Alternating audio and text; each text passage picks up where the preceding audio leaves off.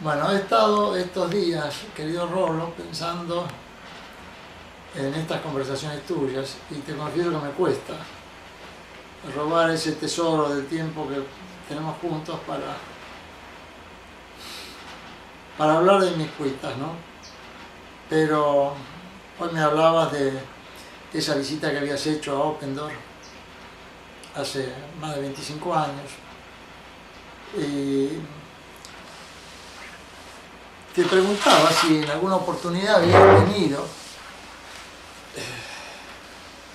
alguna consideración de la locura como algo que excediera la mente. Todo el mundo relaciona la locura con la mente. A nadie se le ocurrió pensar que pudiera ser algo más acá y más allá de la mente. Y de hecho, en parte aceptamos esa posibilidad cuando hablamos de criaturas que están poseídas. Ese es un término tan antiguo como la historia del hombre. Reconocer en formas extraordinarias de posesión, de sentirse así poseídos, aspectos que refieren directamente de la locura. Y sin embargo, nunca escuché hablar a nadie, ni a personas entendidas ni a desentendidas, de términos mucho más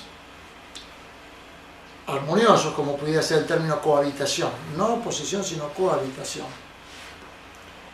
Y de hecho la única versión que yo tendría para dar de la locura, si tuviera que referir en dos palabras de ella, sería eso: referir de la locura como una cohabitación, lo cual ya implica un grado de aceptación, un grado de armonía, que no está reclamando urgencias, de atenciones de nadie. Si hay cohabitación, en todo caso, también por lo sufrido, porque a eso se llega después de haber sufrido, y parte de sus sufrimientos uno advierte que fue conducido por la falta de discreción en tocar esos temas, en donde uno no había todavía consolidado el soporte, la armonía necesaria para referir de esos temas. Después de 25 años de sentirme muy bien cohabitado, las 24 horas del día, los 365 días del año, naturalmente, si hablo del tema, por esta situación tan particular, ¿no? De sentir que una cosa tan antigua como el hombre y todavía nadie ha querido descubrirla, imaginarla desde esa esfera, desde una cohabitación. Porque como toda nuestra cosmovisión, por lo menos en Occidente, desde el Renacimiento a la fecha, todo está basado en un antropocentrismo, donde el hombre es el centro, donde la autocertidumbre, la mismidad, el self, el Muhammad, qué sé yo. A nadie se le ocurriría pensar en términos de cohabitación, porque ¿qué queda de ese yo que no sea de esa estructuración completa? Es inconcebible. Bueno, a una persona que lleva 25 años cohabitada y gozando de esa relación, porque de hecho ha sido la única compañía permanente en todos esos años, y son muchas horas de las que estamos hablando. Primero, no necesito acreditar ante nadie para sostener esa vivencia, porque eso está instalado, incluso no lo he dispuesto yo, eso lo dispuso un espíritu que ni siquiera viene de mis marcos parentales, porque los espíritus no son marcos parentales, vienen de los vínculos. Aún a pesar de que ese espíritu me sacó todos los campos afectivos que ella misma me había ayudado a construir, después, perdiendo todo eso, ella misma se ocupa de cohabitar en mí, de armonizarme y de conducirme a los destinos que sin duda ella también ha preparado para mí. Y yo no he sentido en ningún momento, en esa pérdida de esa cosa tan medular, valiosa como el yo, la autocertidumbre, la condición de sujeto con todas las prepotencias que eso implica, yo no he sentido ninguna disminución, no he sentido nada que vaya en desmedro de mi personalidad, porque incluso creo que me sobra personalidad, a lo mejor tengo exceso, porque claro, tengo una relación tan íntima con el espíritu, porque siempre viene de psique, viene del espíritu, el desarrollo de lo personal. Y en este caso es tan íntimo, que hasta puedo sentir que mi personalidad ha tenido instrumentos para desarrollarse mucho más allá de lo normal. Sin embargo, también he sentido la libertad responsable, porque nunca me ha pedido cosas de las que yo no me pudiera hacer cargo humanamente, con mis manitos, sin prácticamente usar de la cabeza, porque ella también descubrió que yo puedo dejar vacacionar mi mente, que ella se ocupa de pensar por mí. No tengo secretaria, no tengo agenda. Cada mañana cuando me levanto, ella me indica en esos minutos, en esa media hora antes de levantarme, en qué dirección apuntarán mis alientos. Y yo salgo disparando contento. Nunca en 25 años me ha faltado el ánimo un solo día. Jamás he tomado media aspirina en 25 años. Jamás he visto un médico. Y me considero, pero más loco que cualquiera. Porque no pensar, no haber usado la cabeza en 25 años, no me considero un tonto. Haber podido trabajar con espíritu poético, con afectividad en cada cosa que he puesto. Cosas muy sencillas, pero no por eso han dejado de conformar huella de carácter poético. Nunca he tenido necesidad de estimar mis esfuerzos, nunca de presupuestarlos, de proyectarlos. Nunca he sentido necesidad de partir, de alejarme del lugar que amo. Bueno, no es poca cosa. Y todo eso construido no desde el moi, desde el mí mismo, desde mi mismidad, desde mi autocertidumbre, de mi yo, sino desde esa cohabitación.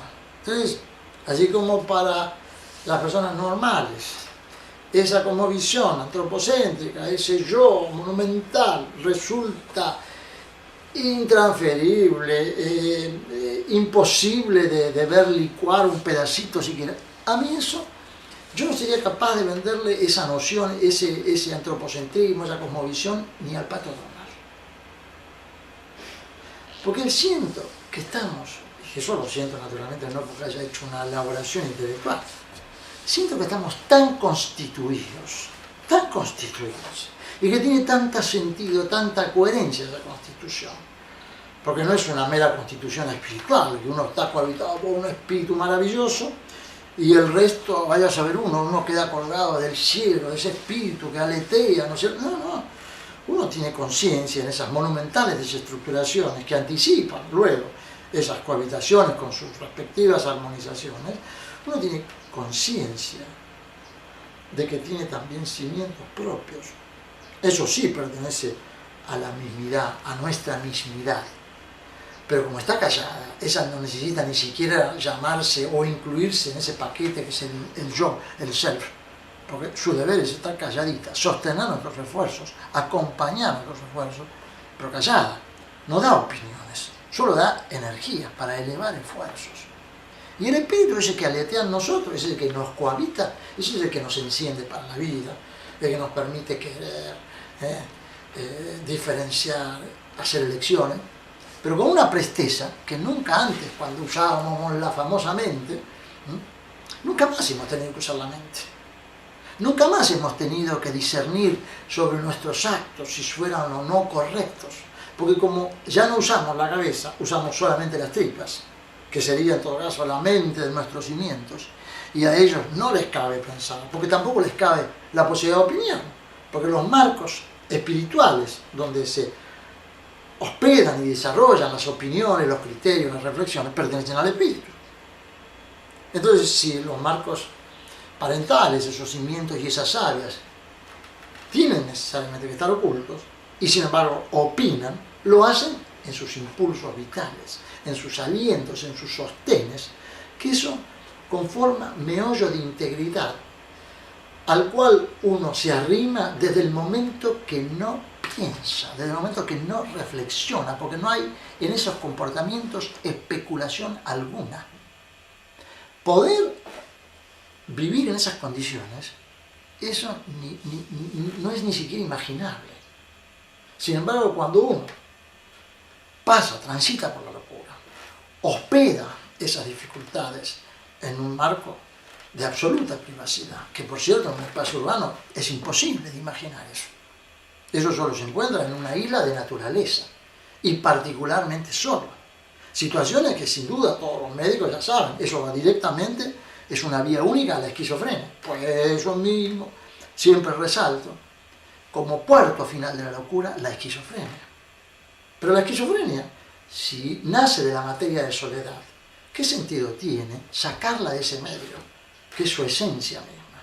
Porque es en soledad que esa criatura puede comenzar a cohabitar con ese espíritu que está en él, y no solo en su mente, en todo su cuerpo.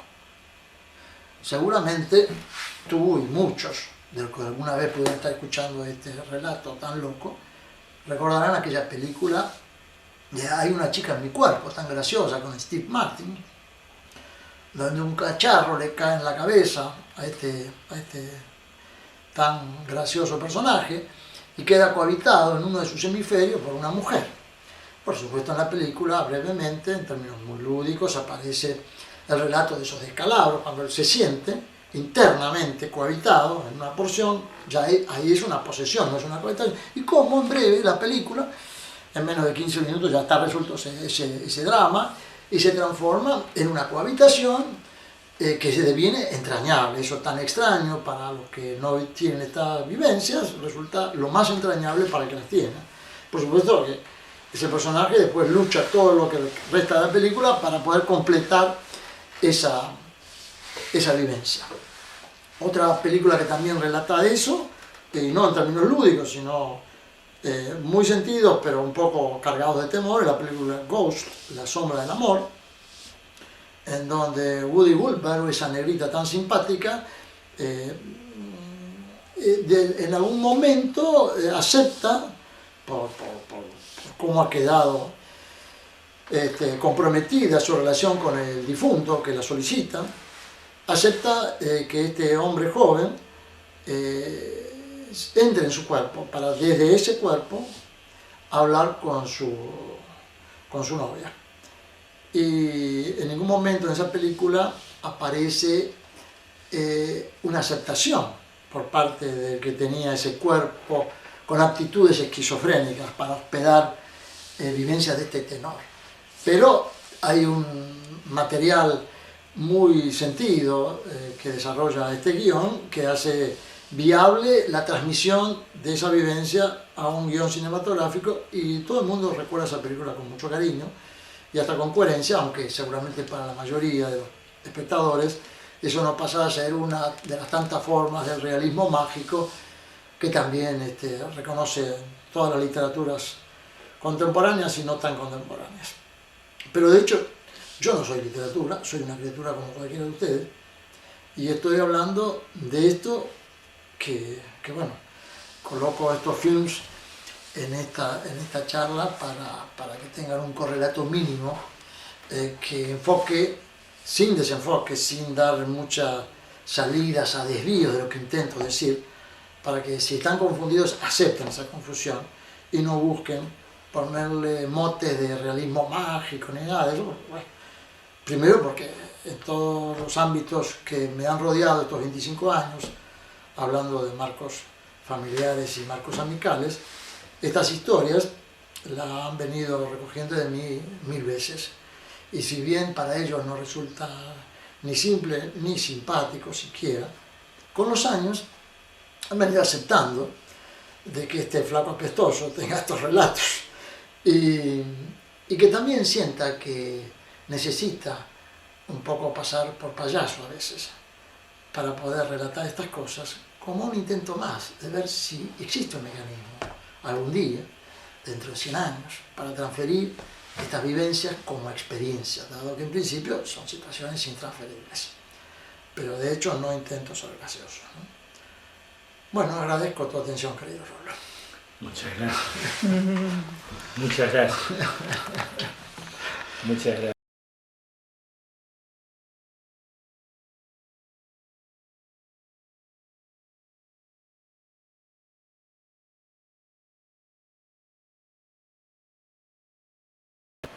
Bueno, recién hablaba contigo, Rolo, y me detuviste para que no hablara sin tener la oportunidad tú de grabarme. Bueno, he tenido, como siempre, azares que me han ayudado a crear marcos que facilitan estas referenciaciones, y son marcos que ya gozan de crédito sobrado, y por eso los traigo a tu consideración.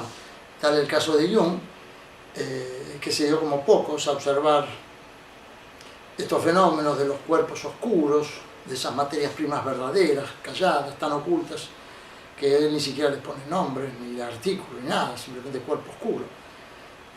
Bueno, a mí me tocó en suerte no experimentar como él de pacientes con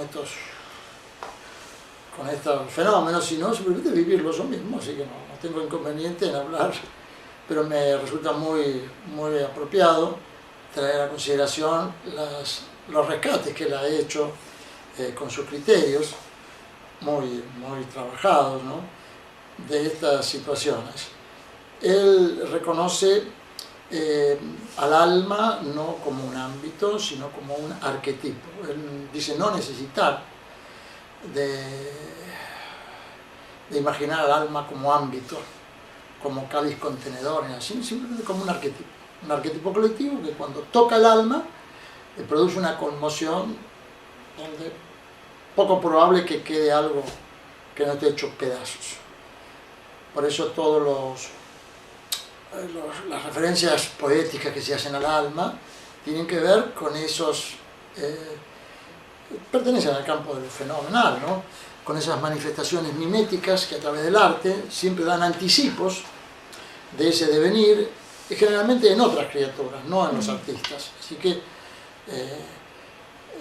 me caben como mucho más referenciadoras las opiniones de Jung cuando señala al alma como a un arquetipo generador de descalabros, no como aquellas otras referencias que vienen del campo de la poesía, en donde el alma, bueno, tiene que ver con cosas un poco más seductoras. Y Jung hace referencias también muy acertadas a lo que tiene que ver con lo personal. Él señala, recalca, y lo hace muchas veces, que siempre lo personal tiene que ver con psique, con el espíritu, con el vínculo. Porque sin duda, lo personal es lo que nos diferencia. Y no pertenece a los campos de la identidad. Lo idéntico, eso sí tiene que ver con los marcos parentales.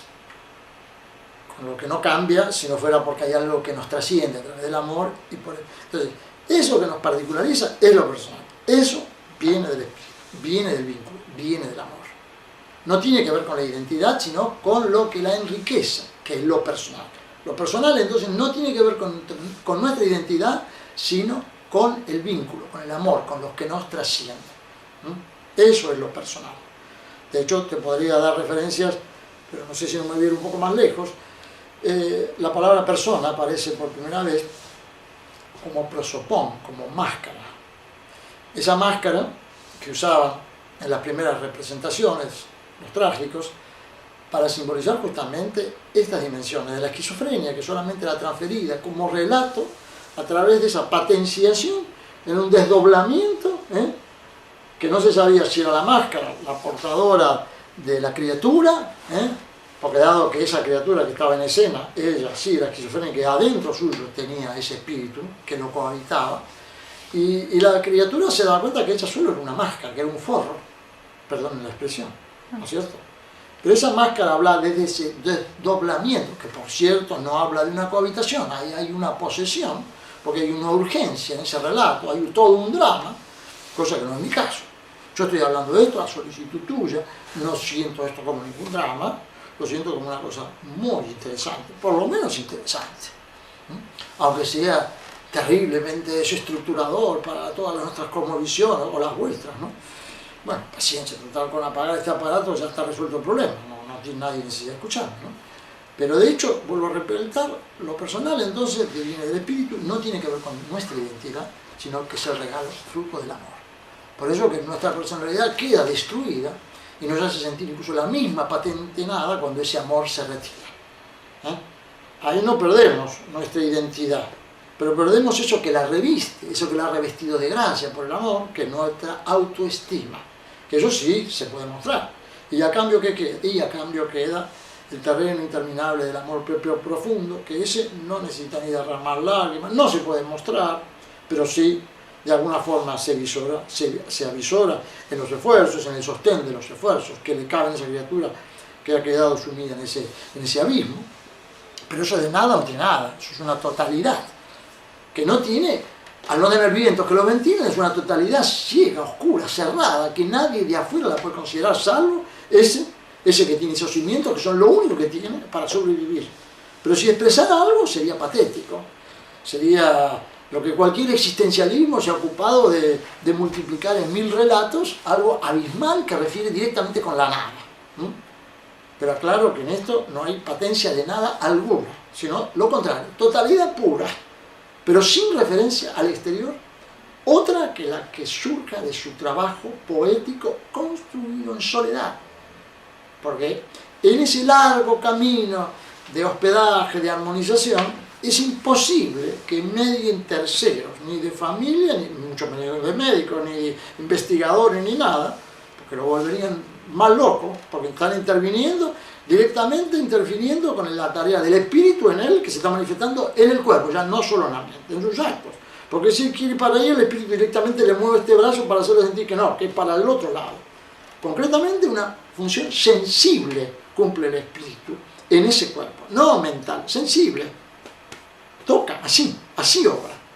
Mueve el pescuezo, nos acuesta, nos conduce como si fuera un amor tan profundo que se mete en nuestro cuerpo y las 24 horas del día nos hace salir de la condición de parálisis completa en que habíamos quedado cuando se produce esa ascensión del Señor, así lo llaman en los misterios eucarísticos, a esa explosión nuclear donde el hombre queda desintegrado al perder su vínculo.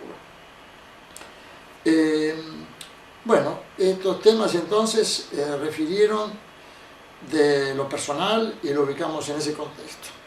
Ahora Jung nos regala también un anticipo muy interesante, que es el de la condición de los arquetipos colectivos manifestándose como el alma. Él, ya entrado en años, alcanza a percibir que en esa percepción que toma de esos pacientes, ese arquetipo colectivo pudiera estar deviniendo arquetipo cuasi personal. Esa es la percepción que tiene un hombre como yo, muy lúcido, muy observador, pero no es la percepción que le cabe al que sostiene esa vivencia. Sin duda también, al haber caído en un delirio místico, en mi caso también, cuando yo fui tocado en el alma, eran arquetipos colectivos, santos, Padre Eterno, Cristo, qué sé yo, bueno, todo lo que cabe señalar como arquetipo. Modelador, sin duda, de todo, del alma, de los comportamientos, de los esfuerzos, de los sacrificios. Ahí nadie va a poner en duda el valor de un arquetipo. Yo tampoco. Pero cuando la locura empieza a resolver su destino, no es en relación con esos arquetipos, sino porque en esa dimensión arquetípica, de pronto se manifiesta en cuestión de semanas o de días, la transformación obligada, llevada de las narices. Hay un cambio de zanahoria, ya no es el arquetipo, sino que es un arquetipo definitivamente personal, que tiene que ver con el vínculo perdido, no con un abuelito. No es que yo esté acá haciendo un relato, me estoy defendiendo, inventando un marco parental, un abuelito que yo quise mucho, para ponerlo a él como esta tabla salvadora que me saca de la locura y me lleva de nuevo a un territorio donde puedo empezar a reconstruir. No. La misma persona que se ocupa de manifestarse como arquetipo colectivo para generar esa explosión nuclear interior y luego transformarme y llevarme al destino que ella ha urdido, para mí es un espíritu que pertenece a mi marco vincular, el mismo espíritu que hizo toda esa gestión de destrucción nuclear. Como uno está aislado con esa relación tan íntima, y de hecho uno sobrelleva no menos de 3 años de parálisis en esa gestión transformadora, en donde ese arquetipo muta de pronto a arquetipo personal, y de hecho ahí la locura queda prácticamente resuelta, aunque todavía queden décadas para resolver una armonización, un desarrollo personal, una recuperación de estructuras, para poder aparecer en el mundo. Sino ese proceso es tan largo que es imposible imaginarlo en una comunidad terapéutica, en un espacio urbano, en un espacio familiar. Lo único que contiene es una isla en naturaleza. ¿No? Entonces, esos discernimientos de Jung son válidos para el principio, pero no para una salida. Ninguna salida se resuelve hablando del alma en términos de arquetipos colectivos.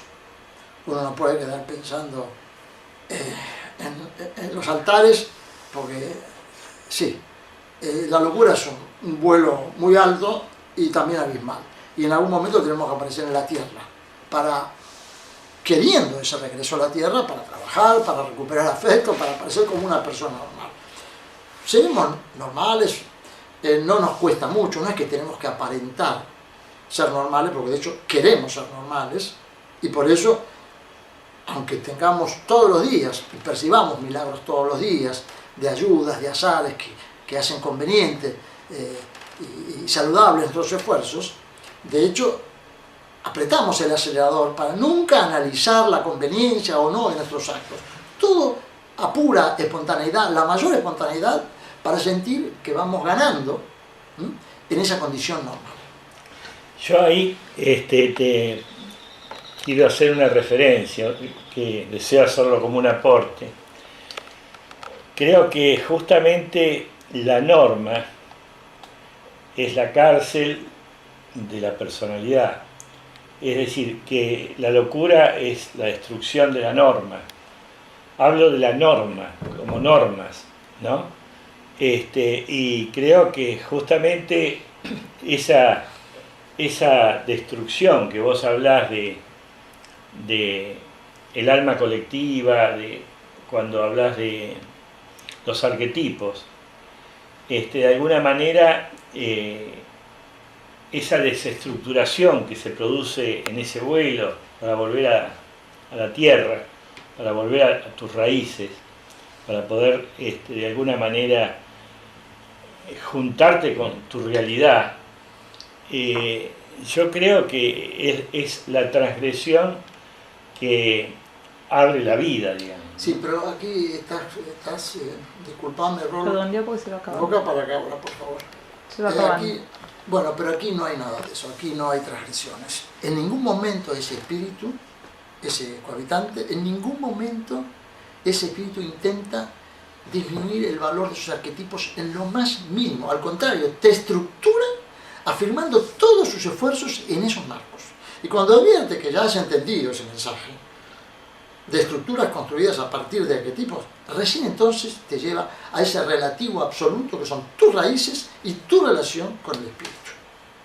Pero en ningún momento hay una degradación de norma alguna. Lo que pasa es que es tanto el regalo que has recibido que es necesario que vos aparezcas como rompiendo las normas del pensar, del analizar, del meditar, para poder ser íntegro con tu mayor espontaneidad, porque no hay otra forma de expresar integridad que con la mayor espontaneidad. Esa es la única herramienta que tiene la sinceridad interior para desarrollarse. Gracias. Muchas gracias. Gracias a vos. No, por favor. ¡Rolo! ¡Hombre! Bueno.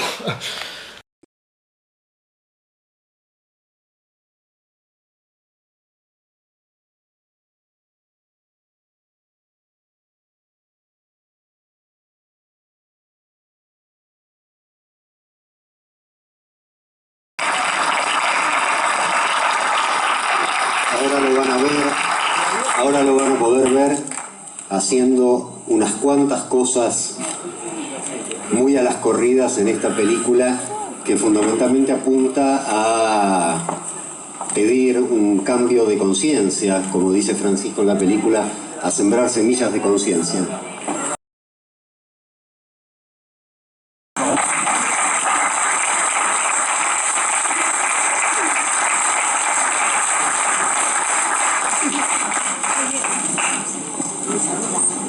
¿Por qué no incluir el estudio de todo esto que has expuesto en los programas de estudio universitarios?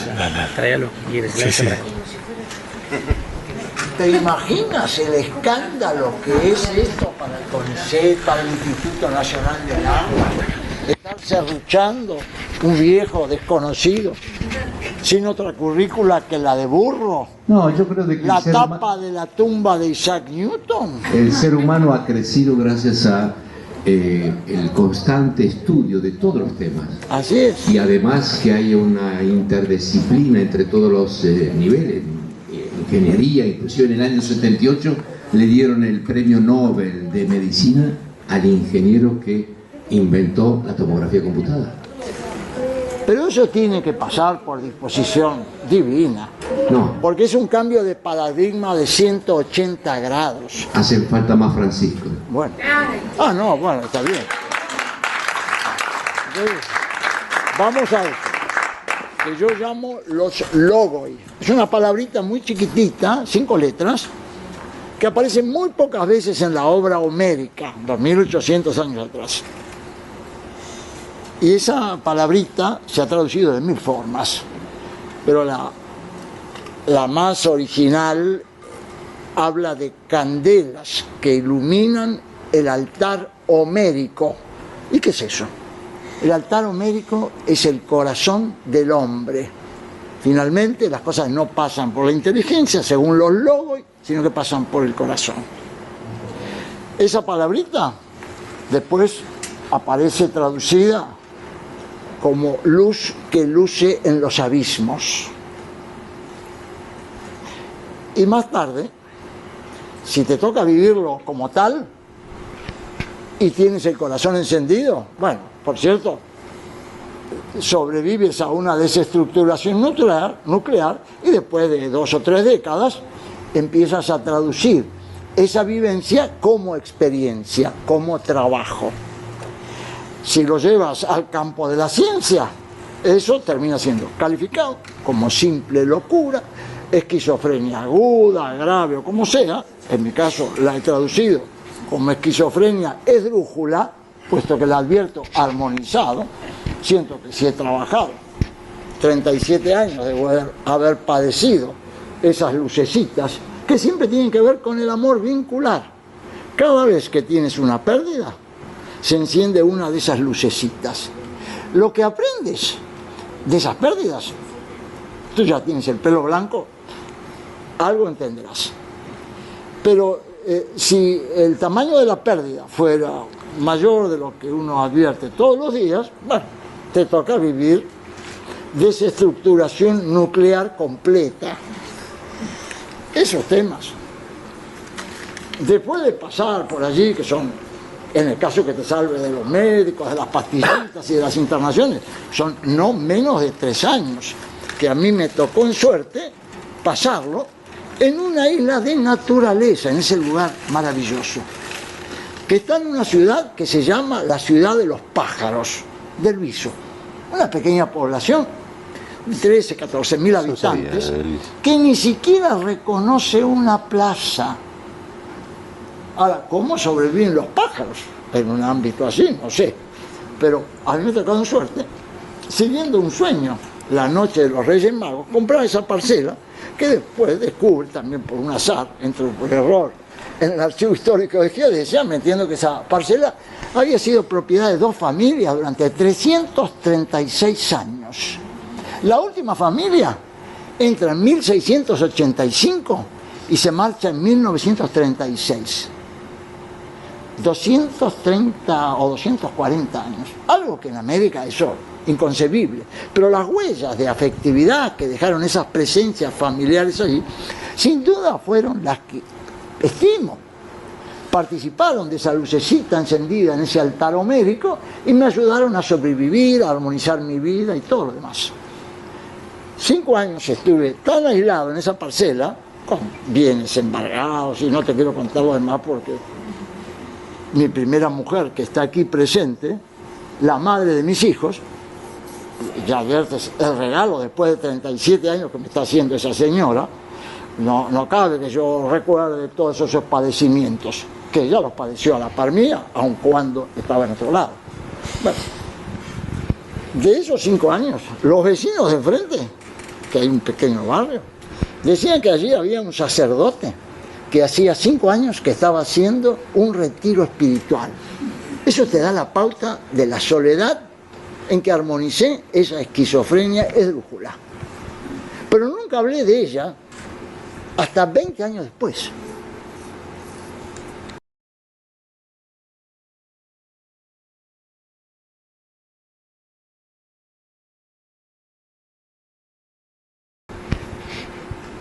Y 5 años después de haber padecido esa desestructuración nuclear, con esa primera armonización en Isla de Natura, en completa soledad, aparece otra besita. Bueno, la abuela de Claudia, yo la llamo mi lechuza, porque es una mujer con un capital de gracias en vida amasado, extraordinario, que me tuvo de los 17 años que he vivido con Claudia. Otra pregunta, Sí, porque ahora le digo, porque si no, estudiando lingüística histórica. vamos a tratar de permitir que Sí, alguien sí, nos sí. pregunte, Bueno. porque si no va a ser Perdón. digo, alguien Sí, más por ahí. yo quiere te escuché ahora, permíteme que me termine de explicar. Voy a hablar de los pajaritos, de Delviso, preguntar. para que entiendan de dónde viene esta materia, que es más importante para mí, mucho más novedosa que el tema de las aguas, porque tú me hablabas de que esto lo va a cambiar la ciencia, y esto no lo va a cambiar la ciencia, si antes no aparecen esos pajaritos. Por eso quiero hablar de ellos. Entonces, primero la lechuza, que me llevó al campo de la crítica en semiología, de la lingüística histórica, estudiar chino antiguo, cualquier locura. Terminé en un loquero, dormía 2 horas por día. ¿Cómo no me iba a enfermar? Y eso mi pobre mujer me lo tuvo que bancar hasta que no me bancó más. Después apareció otra besita, que era una calandria. Esa calandria tenía una nieta,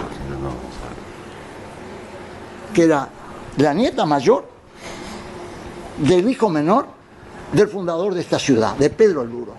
Así que hoy siento que aquí también esa besita, esa calandria, algo nos ha aportado. Lo que le debo a esa ave y a esa mujer es la construcción de ese lugar, en pobrezas, en qué sé yo, todo lo que me toca, de eso no voy a hablar. Vamos a seguir a la otra visita. Parece con esa mujer 19 años, pero a los 15 años de estar con ella me tocan suerte enterarme de que estaban en pie unos caseríos en la tierra de mis ancestros, y al volver del País Vasco, tan redoblada estaba en mi identidad que esa calandria alcanzó a devolverme la expresión. Alcancé a escribir, siendo que había quemado, cuando entré en ese delirio místico, 3.000 libros, y nunca más había leído un libro en mi vida, como tampoco hasta ahora. Nunca más he leído un libro. Pero estas avecitas, primero la lechuza, después la calandria, 15 años después me devolvieron la expresión. Empecé a escribir. Desde entonces no he parado, y hoy tengo solo en la web más de 30 millones de caracteres, que se los debo a la pluma de esa calandria. Después apareció, a ver si apareció, el colibrí. Apareció el colibrí. Alflora Montiel Vivero, una musa paraguaya que fallece a los 46 años, que nunca en su vida había conocido la luz eléctrica, ni el agua potable, ni siquiera había conocido a sus padres, porque le habían entregado a un matrimonio mayor que no podía tener hijos. Nunca jamás había conocido las letras. ¿Y cómo es que un picaflor o un colibrí en esas condiciones traduce información que no la ciencia? Eso se llama capital de gracias, amasado en extrema pobreza y sufrimiento. La pobreza de Alflora no tiene nombre. Y si no doy testimonio de estas avecitas y de los méritos que tiene esta cabecita, soy un reverendo, no quiero poner la expresión. Vos viste que porque tengo que agradecer a esas aves, a esas mujeres maravillosas que no solo me salvaron la vida, sino que están traduciendo lo que la ciencia después de 500 años no hace. Y hace 20 días fallece esa bisnieta de Pedro Luro. A la hora de fallecer, yo estaba acostado. Me dice: Francisco, quiero que me des un abrazo. Y a las 5 menos cuarto de la mañana, a la hora que siempre aparecen estas aves, me dice: Francisco, me voy a ocupar de tus filmaciones. Yo quiero hoy eso, celebrar a las aves de Delviso. porque son ellas las que nos van a salvar, no la ciencia. La ciencia algún día despertará, nada más.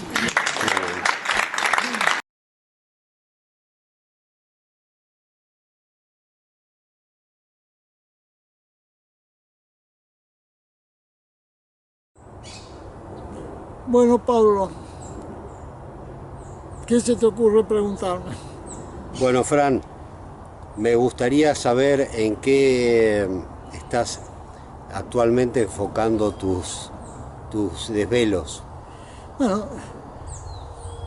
siempre en lo mismo, tratando de machacar en esas advertencias que nos apuntan el único artículo de la Ley General del Ambiente que define lo que es un presupuesto mínimo, el artículo 6º, al que a su vez el nuevo Código Civil, en su artículo 241, le atribuye particular relación legal frente a todos los demás artículos. Y ese artículo 6º tiene 2 párrafos breves. El segundo tiene 4 enunciados. El primero de ellos, mirar por la dinámica de los sistemas ecológicos. El segundo, mirar por su capacidad de carga y transferencias de energías. Y recién en el tercer lugar, los temas generales del ambiente, así expresamente lo señala. Y en cuarto lugar, la siempre declamada sustentabilidad de los dichosos recursos naturales. Como somos mentirosos, nunca jamás miramos por el primero y por el segundo de estos enunciados. Nunca miramos por Madre Natura. Siempre nos vamos directos a aquellos temas en donde está la carreta ambiental, llena de buenas personas, llena de piojos, llena de asaltantes, y siempre ponemos al buey con sus bueyes, al buey atado atrás de la carreta. Bueno, lo que vengo tratando en estos últimos 18 años es reiterar el valor de ese artículo 6º, el orden de esos enunciados, puesto que es inútil pretender alterar ese orden. Si no conocemos cómo funciona Madre Natura, de nada sirve imaginar los temas de la carreta ambiental. Y el otro tema que siempre resalto es el valor que el glosario de la Ley Provincial General del Ambiente, la 11.723, le acredita a la voz ecosistema. Y dice que es un área que está alimentada de energía solar y que en las hidroesferas la salida de esas energías se traduce en los sedimentos. Bueno, sin embargo, la mecánica de fluidos, que es la que siempre, aquí en Holanda, en la China, en Alemania, en todos lados, es la que pone sus miradas para estudiar la dinámica de los cuerpos de agua de llanura en particular, y tanto la China como Holanda y Alemania tienen extensísimas llanuras. Sin embargo, nunca han incluido la energía solar entre las variables de sus famosas modelaciones matemáticas. Así que imaginar que una ciencia pueda estar cargando errores paradigmáticos de más de 300 años ya nos permite imaginar las cargas que tiene que sobrellevar Madre Natura por parte de estos científicos que presumen tener todo tan organizado que a los distintos ecosistemas los enlazan no con observaciones particulares, sino con modelos matemáticos. Con inferencias matemáticas ellos resuelven todas las particiones que la misma ciencia viene fundando desde hace 500 años. La palabra ciencia significa eso, viene de la raíz skei, raíz indoeuropea que significa cortar, separar, escindir. De hecho, to synth en inglés es cortar. Y de ahí viene la palabra science, ciencia. O sea, ya ellos mismos en su propio nombre acreditan que cortan, que separan, que escinden. Y después con el sello de la voz ecosistémico, que la usan para condimentar todo tipo de ensaladas, con las pretensiones holísticas que carga la voz ecosistémico, resuelven esos enlaces, pero nunca jamás con observaciones concretas. Y de hecho, a esas millones de particiones que nos ha regalado la ciencia, le cabe desarrollar observación puntual a cada uno de los enlaces. O sea, no basta con enlazar dos ecosistemas. Así por caso, para una tributación estuarial, la salida del río Matanzas al río de la Plata, al estuario del Plata, reclama por lo menos la intermediación de siete ecosistemas diferentes. Y hay que buscar los enlaces entre cada uno de esos 7 ecosistemas. Ese fue el primer trabajo que presenté en octubre del 2010 al primer Congreso Internacional de Ingeniería, celebrado en la Argentina. Allí vinieron 26 ingenieros de 26 países, ingenieros hidráulicos de 26 países. Y el propio ingeniero Juan Carlos Jiménez, que había sido presidente del Colegio Argentino de Ingenieros, y era el que presidía el comité de los trabajos a seleccionar para ese congreso, me felicitó siempre, desde los abstracts que yo había presentado, 5 trabajos, me pide si por favor los podía resumir en 2, porque eran muchas las presentaciones que hacía, entonces que los resumiera en 2. Y así fue que en el mes de agosto, cuando había llegado la hora de presentar los trabajos definitivos, presento esos 2 trabajos. Me vuelve a felicitar, pero me pide si podía bajar un poco los decibeles, porque él ya advertía que esos trabajos iban a ser un escándalo para esos ingenieros de 26 países, porque la mirada era tan distinta a la que surgía de mecánica de fluidos. Esta era mirada por termodinámica de sistemas naturales abiertos y enlazados, que es lo que le da sentido a la voz ecológica. El enlace es lo que funda el concepto de ecología.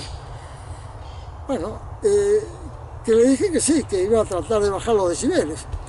Pero cuando me puse a trabajar vi que mis musas, en lugar de bajar, subían los decibeles. Entonces, le mando un mail diciéndole que me retiraba del Congreso, agradeciéndole todos los aprecios, que no todos publicados, en la página del Estuario del Plata, /convec2.html.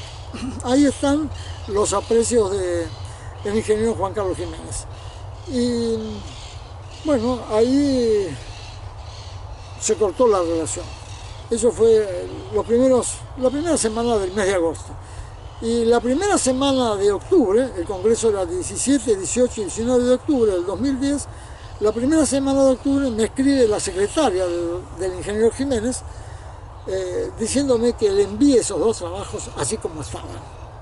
Bueno, envío los trabajos, me dan los diplomas firmados por Conrado Bauer, los grandes popes de la hidráulica, pero no los publican. Fueron los únicos trabajos que no se publicaron. Se ve que esa advertencia que ya había expresado Juan Carlos Jiménez, el presidente del Colegio Argentino de Ingenieros, seguía bien viva y se da cuenta que instalar cambios de paradigma sin que mediaran algunos encuentros previos era una propuesta que él no se animaba a hacer. Así que desde entonces han pasado 12 años. Eso, por supuesto, todos esos trabajos están publicados. Yo inmediatamente los publiqué en la página del Estuario del Plata sin pedir permiso a nadie, ¿no? Obvio. Y desde entonces vengo trabajando. Empecé a trabajar en estos temas con miradas de termodinámica en febrero del 2004. O sea que ya llevo 18 años trabajando esa mirada. Bueno, no sé qué más me querrías preguntar, Pablo. Me gustaría saber, vos tenés. Sí, yo tengo una pregunta.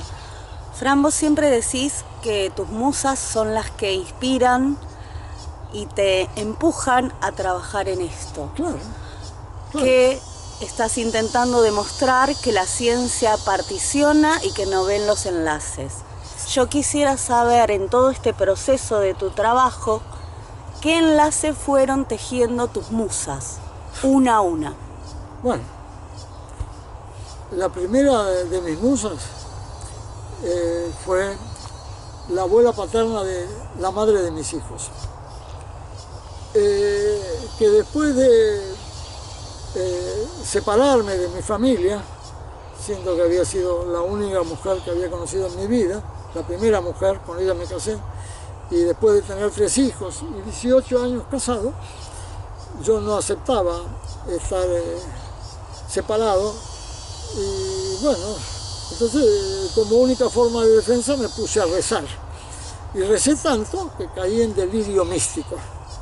Entonces me internaron en un loquero,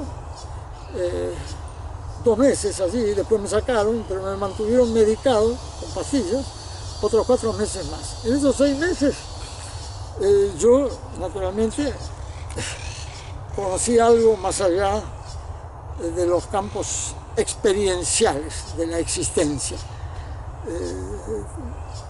Me topé de frente con campos vivenciales que no alcanzan a ser traducidos con palabras, porque entonces volvemos a ser catalogados como delirantes, encerrados, y terminamos empastillados. Así que aprendí a guardar silencio durante 20 años. Todo esto sucedió cuando yo tenía 37 años. Y 9 meses antes de esta desgracia, yo había alcanzado a tener un sueño que me indicaba comprar una parcela rural.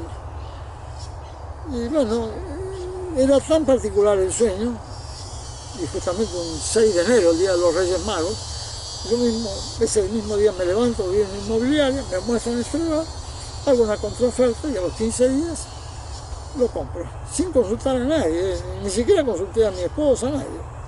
Bueno, y así me fue, a los 9 meses se me vino el mundo abajo y terminé encerrado en un loquero.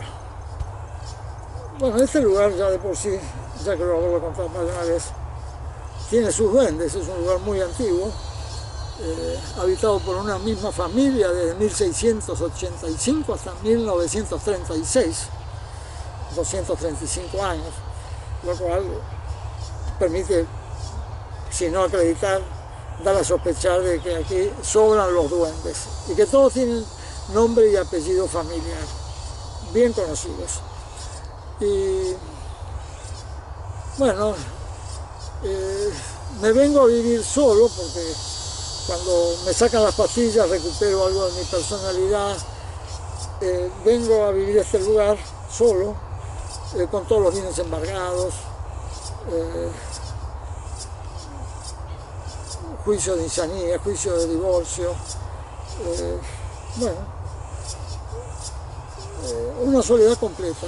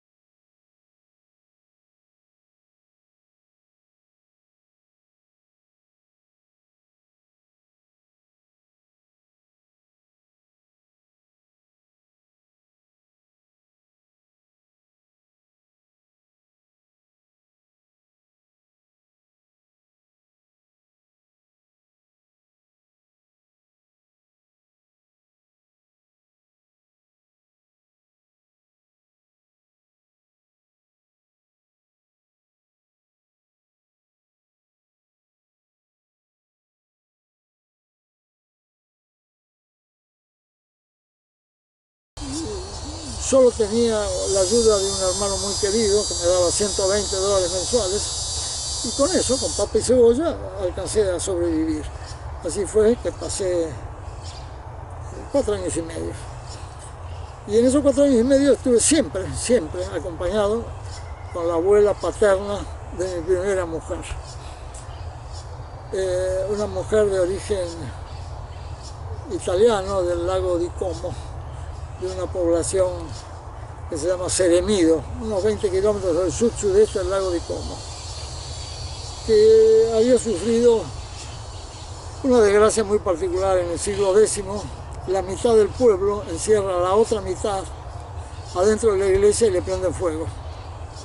Se ve que el karma que quedó instalado en los que sobrevivieron, de alguna forma pesaba en la vida de la abuela de mi primera mujer. Y de hecho a ella le toca nacer y quedar prácticamente huérfana de padre y madre, es criada por un par de hermanas, no me acuerdo si de Jujuy o de La Rioja o Catamarca. Después se casa con un hombre de carácter de un pueblo aboriginario de San Luis y tiene 12 hijos. Muy sufrida realmente la vida de esa abuela, muy sufrida, así que cuando llegó al cielo sin duda encontró que tenía capital de gracias amasado para comunicarle a un esposo de una nieta lo que quisiera. Así que los primeros procesos en esos campos vivenciales fueron todos asistidos por esa abuela durante 4 años y medio. Ella me enseñó a ser pobre, a trabajar desde bien temprano, nunca menos de 14 horas diarias. O sea, ella, poner los pies en este mundo de rigores y austeridades, todo se lo debo a ella, todo. Ella fue la que me educó para esos esfuerzos. Pero al cabo de 4 años y medio, yo seguía solo, incluso los vecinos de acá enfrente, un pequeño barrio, decían que aquí había un sacerdote que estaba haciendo un retiro espiritual, porque acá no entraba mujer, no entraba nada, yo estaba solo haciendo lo que podía con mis manos. Nunca tuve un albañil, ni un techista, ni un azulejista, ni un cementista, nada. Me arreglaba como podía. Aprendí en esos 4 años y medio de la mano de esa abuela todas las profesiones. Y a los 4 años y medio tengo un sueño que me indicaba que ese año 85 que iba a comenzar, iba a conocer a la piedra preciosa. Yo no sabía de qué se trataba eso. Pero bueno, ahí aparece el 1 de enero, sentada en la casa de un amigo muy querido, esa piedra preciosa. Era una mujer muy sufrida, que acababa de volver de un exilio de 8 años, que acababa de perder a su hija mayor, que también había estado exiliada, que pertenecía a una familia que también había conocido muchos vaivenes. Ella de hecho había perdido a su padre, a su hermano mayor, a su cuñada, a su sobrino en un accidente aéreo. El primer vuelo de Austral a Mar del Plata, en ese avión que cae en el mar y no aterriza en Camet, ahí iba el papá de Julieta. Y eso le provocó a toda esa familia una conmoción que después tuvo sus consecuencias. Y bueno, gracias a Julieta yo recuperé una relación humana más o menos normal. Comencé a sentir el valor del vínculo, a tener las energías, la inspiración y los ánimos para construir todo lo que está obrado en este hermoso lugar tan antiguo. Y así que a Julieta le debo todo lo que está a la vista en este lugar. Y de hecho hay 2 páginas web, una se llama amoralhuerto.com.ar y la otra se llama paisajeprotegido.com.ar. Ahí ustedes pueden ver todo lo obrado gracias al amor de Julieta. Bueno, y así fue que Julieta me acompañó durante 19 años. Ella era 14 años mayor. Y sin embargo, quizás eso me facilitó darme cuenta del valor de la mujer, ¿no? Que siempre hablamos de la igualdad de género, por lo menos de lo que se escucha últimamente. Y de hecho también he resaltado muchas veces que es imposible hablar de igualdad de género cuando la revista Science hace ya más de 20 años dio noticias de que la mujer tiene un cromosoma que es 240 millones de años anterior al del hombre. Así que por más que hagamos historia de un Homo erectus, de un Homo sapiens y de una ontología del habla y de una ontología del lenguaje y de todo lo que queramos imaginar, si no nos hemos enterado en 1.000.000 de años de que la mujer es algo opuesto y complementario al hombre, pero infinitamente superior al hombre, bueno, si la mujer ha querido que el hombre se imagine el macho creador y qué sé yo, bueno, aceptemos de que la mujer nos ha regalado esa presunción, ¿no? Pero si algún día nos enteramos de lo que vale una mujer, sepamos valorar lo que es una mujer, aunque haya partido. Y de hecho, Julieta cuando parte me dice eso, ¿no? Que aproveche y que me busque una más joven. Bueno, partió Julieta de mi vida y a los 6 meses aparece aquí una chica paraguaya muy sufrida. Acababa de perder a su madre. La madre había fallecido a los 48 años, madre de 9 hijos, de una pobreza descomunal.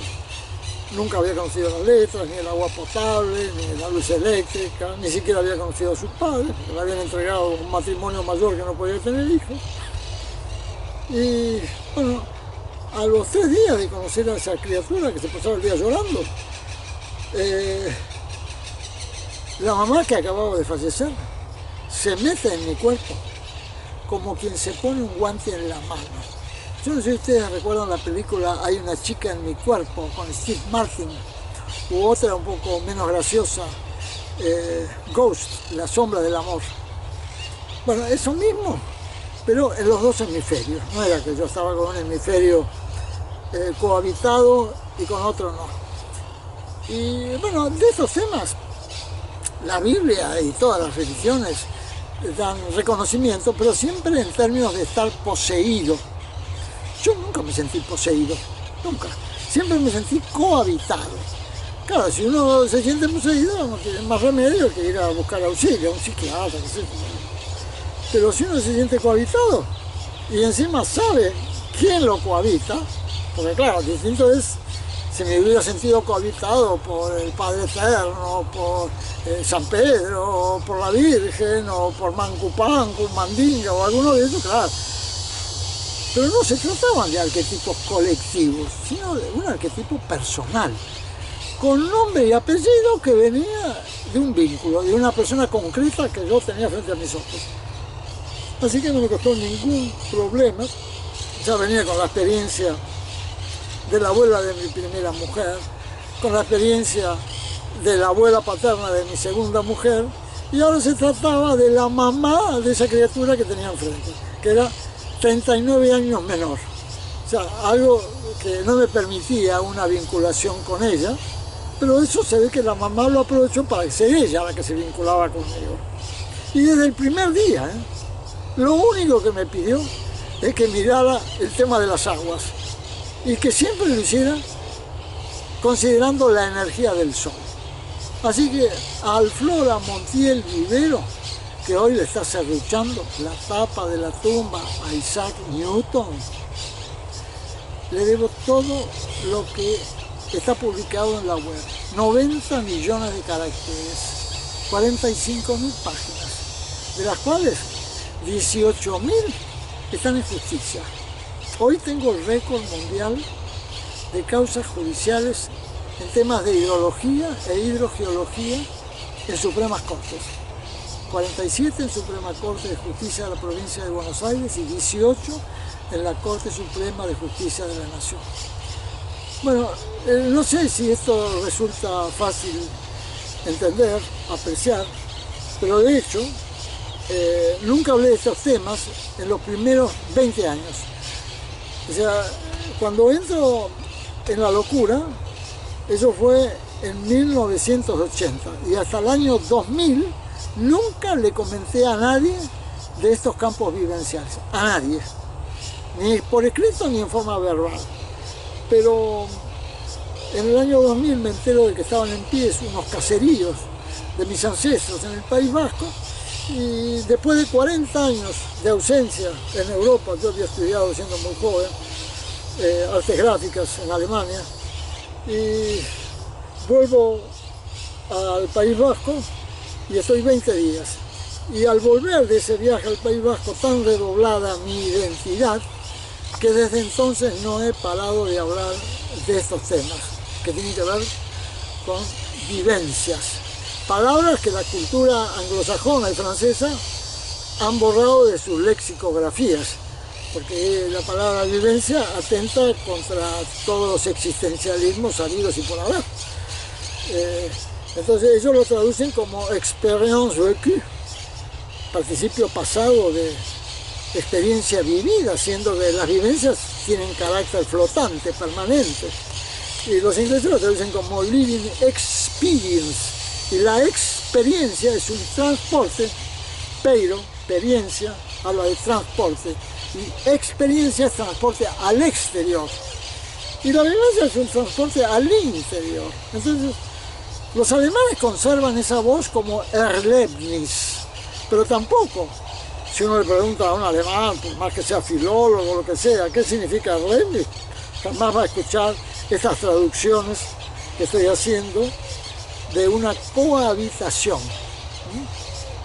De hecho, el propio Nietzsche, cuando habla del origen de la tragedia, él se remonta a la época en que nace la tragedia en Atenas, en el siglo III, en donde eran autores los que describían los discursos de unos locos que andaban sueltos en las plazas públicas, cubiertos con una máscara y confesando sus campos vivenciales.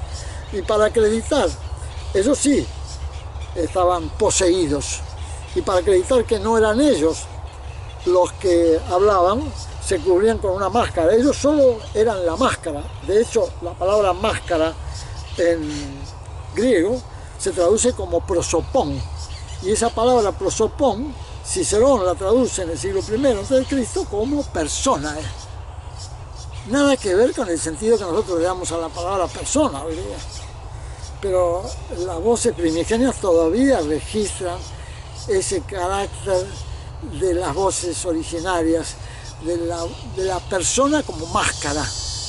No el que está hablando, el que habla es el espíritu que nos cohabita, sino el que está cubriendo su rostro con una máscara para que no sea confundido. El que hablaba en verdad no era el que tenía registro de su aparato fonador, sino el que estaba cubierto con la máscara. Bueno, Nietzsche entonces no alcanza a penetrar lo que va de una posesión a una cohabitación, pero es el primero que traduce esos campos vivenciales fuera de los marcos religiosos y jurídicos que hasta entonces regían.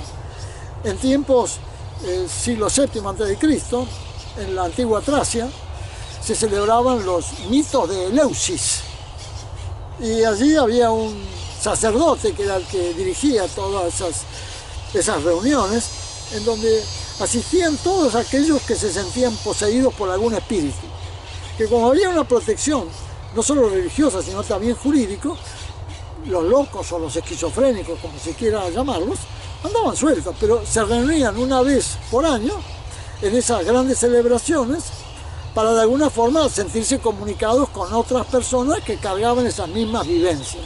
No sé cuánto alcanzarían a comunicarse entre ellos, pero la celebración que organizaba este sumo sacerdote, cuyo nombre era Tragodión, así se llamaba el sumo sacerdote. Después fue la que quedó traduciendo el nombre que se le da a la tragedia. Pero todo viene de esos campos vivenciales celebrados 7 siglos antes de Cristo, allá en los famosos mitos de Eleusis. Bueno, a mí me ha tocado en suerte alcanzar a traducir sin tener que celebrar al Cordero degollado, porque lo que se celebraba en el mito de Eleusis era a Dionisios, aquel que había sido arrojado del cielo por su padre, por Zeus, porque tenía un defecto, tenía una cojera. Esa cojera parece que estaba relacionada con la fidelidad. Y entonces el castigo es ser arrojado fuera del cielo, y entonces aterriza en el mar. Y por supuesto la que lo rescata del fondo del mar es Tetis, la diosa de lo indecible, y Océanos, el padre de lo profundo. Ellos dos son los que rescatan a Dionisio del fondo del mar. Pero siempre quedó registrado que casarse con Tetis, con la diosa de lo indecible, es muy peligroso.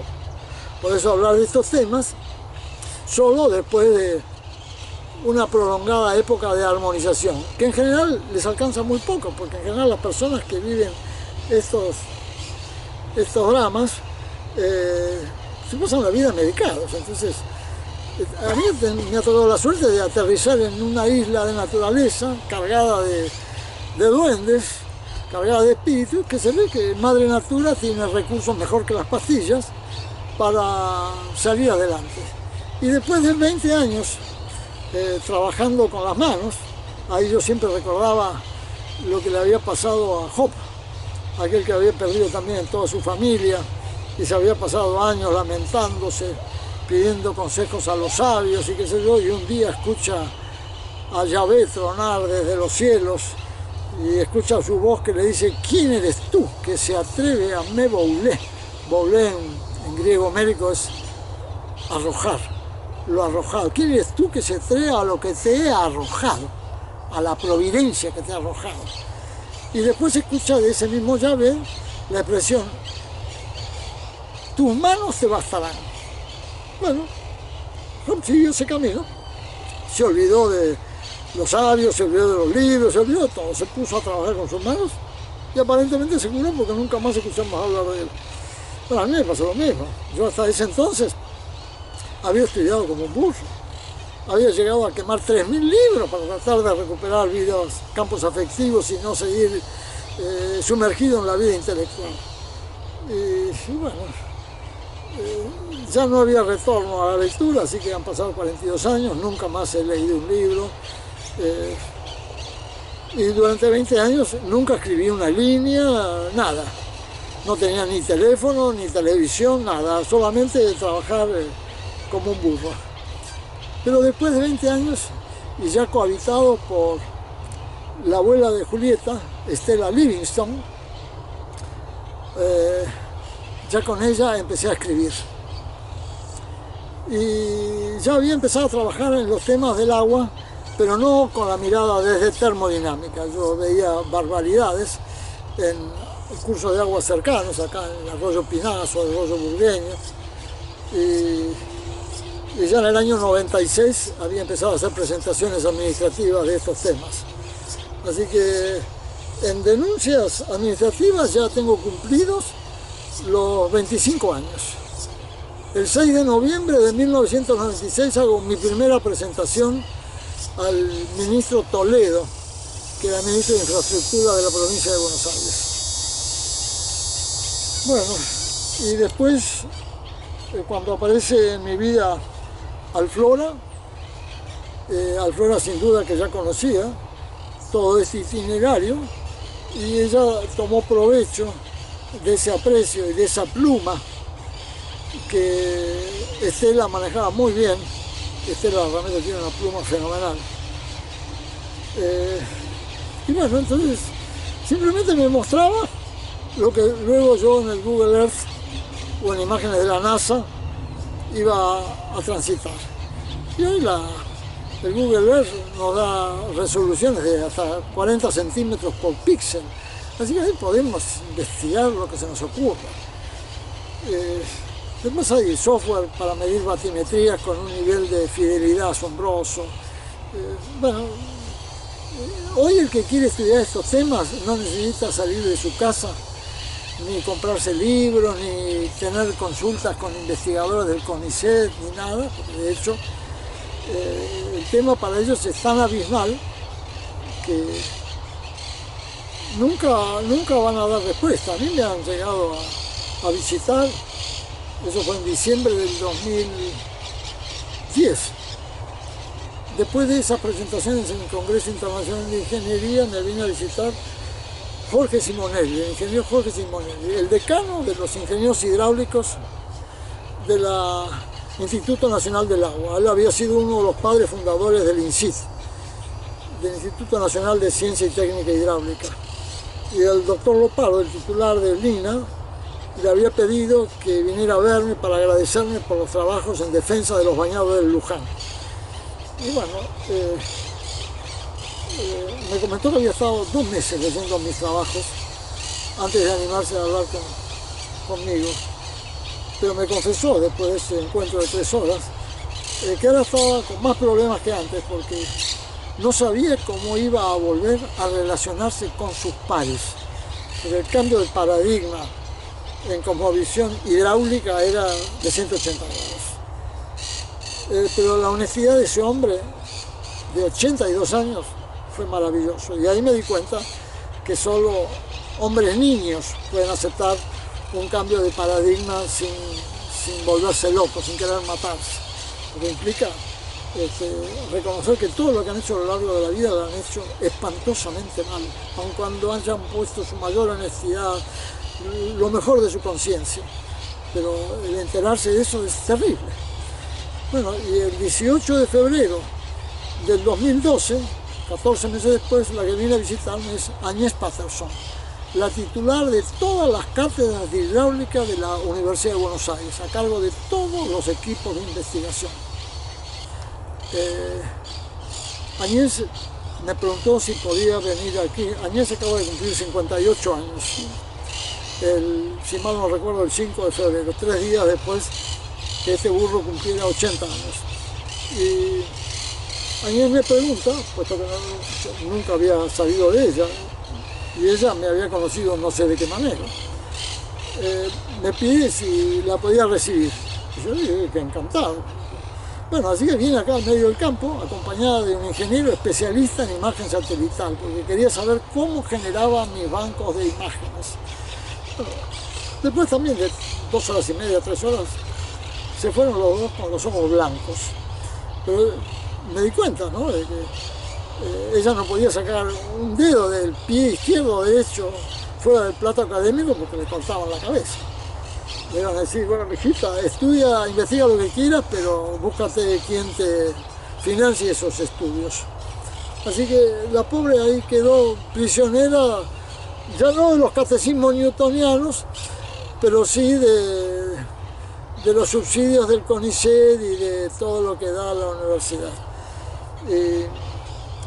De cualquier manera tengo intercambios de mails de mucho agradecimiento porque le mandé unos trabajos de termodinámica en cuerpos de aguas someras, un trabajo hecho en Estados Unidos, muy original, y quedó encantada porque ella misma en ese tiempo estaba haciendo estudio de rozamiento en cuerpos de aguas someras, aplicando los criterios de la mecánica de fluidos, ¿no?, toda la variable de Manning para estudiar el rozamiento en varillas de plástico que ella ponía en esas piletas de agua para estudiar el rozamiento del agua con esas varillas. Yo le expliqué, mirá, Inés, la varilla de plástico no tiene ninguna aptitud para capturar la energía solar y mucho menos para transferirla al agua.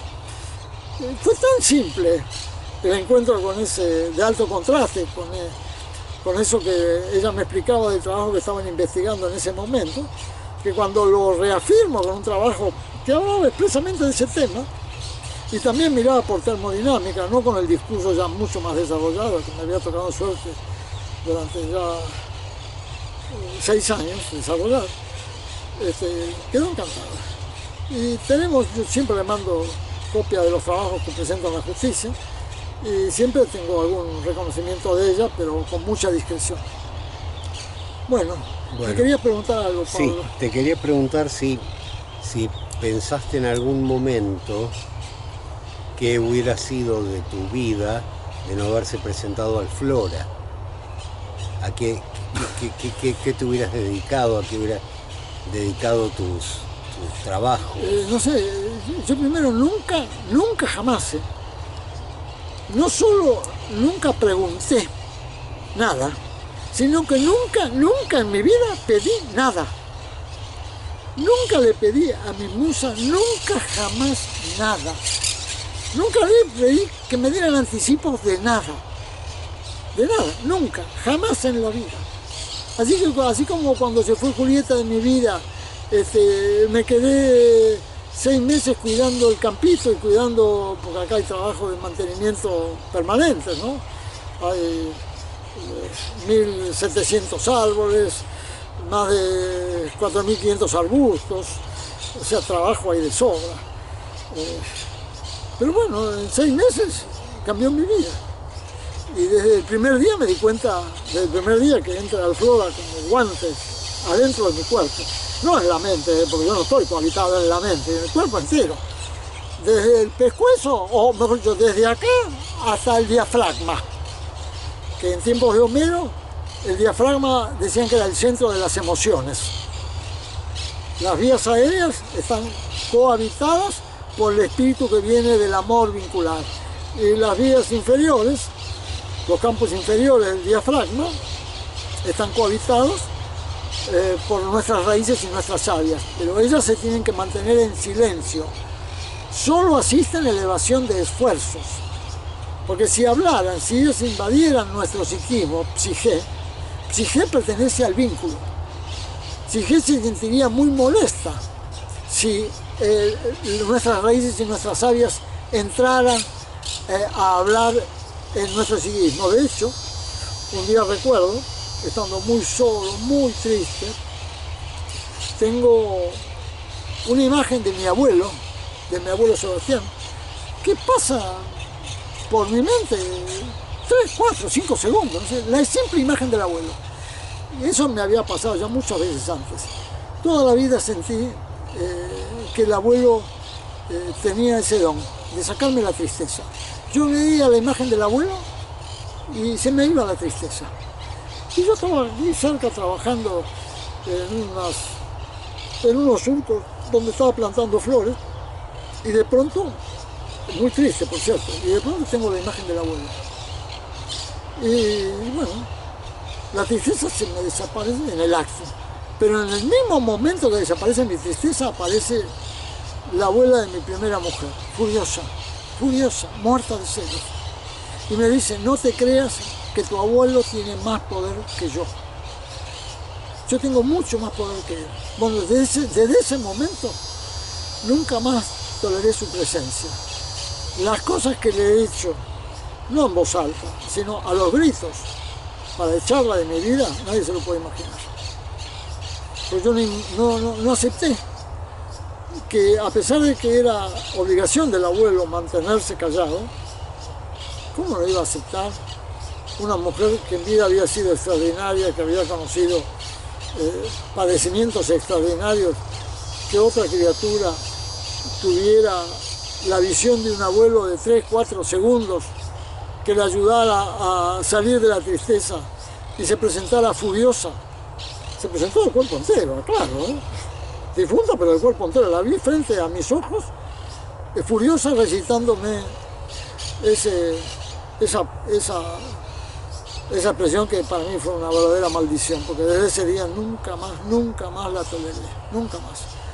No consigo cómo un alma tan extraordinaria puede ser tan rigurosa con un abuelo que lo único que hacía era pasar su simple imagen, nada más que para darme consuelo y sacarme la tristeza, nada más. Así que bueno, esas son vivencias que, por cierto, ayudan a comprender la delicadeza con que hay que cuidar, la fidelidad con que hay que cuidar de estos campos vivenciales.